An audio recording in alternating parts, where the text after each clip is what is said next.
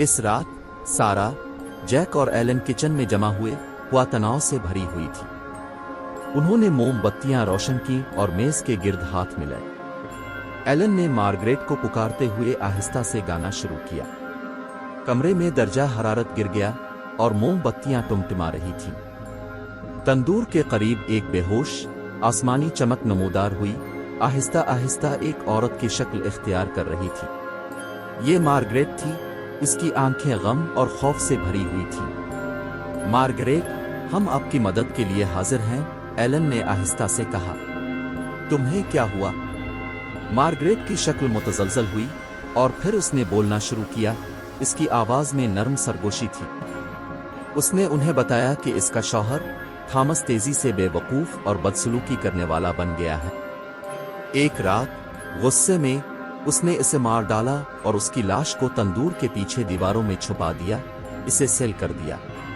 सारा का दिल इस अलमनाक औरत के लिए तड़प उठा। हम तुम्हारी बाकियात तलाश कर लेंगे, मार्गरेट, उसने वादा किया। हम आपको मुनासिब तदफीन देंगे। अगले दिन जैक और सारा एक ठेकेदार की मदद से तंदूर के पीछे दीवार को खत्म करने लगे। ये मुश्किल काम था, लेकिन आखिरकार उन्होंने एक छपी हुई टोकरी को बेनकाब किया। अंदर मार्गरेट विलियम्स के कुंकाल की बाकियात मौजूद थीं, जो अभी तक उन कपड़ों में मलबूस थीं जिस रात उसने मरने के बाद पहना था। सारा रो पड़ी जब उन्होंने हड्डियों को एहतियात से हटाकर एक डब्बे में रखा। एलन ने बाकियात को बरकत देने और मार्गरेट की रूह को आखिरकार सुकून हासिल करने को यकीनी बनाने के लिए एक छोटी सी तकरीब अंजाम दी। इस रात जब वो मार्गरेट की बाकियात को मुनासिब तदफीन के लिए कब्रिस्तान ले जाने की तैयारी कर रहे थे, सारा ने बावर्ची खाने में गर्मजोशी महसूस की।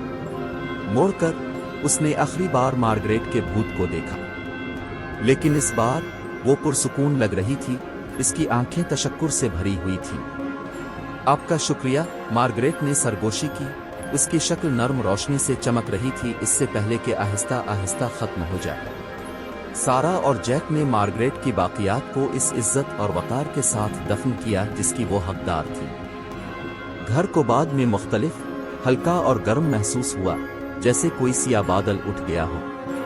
खलल रुक गया और थॉमसन ने आखिरकार अपने घर में घर महसूस किया।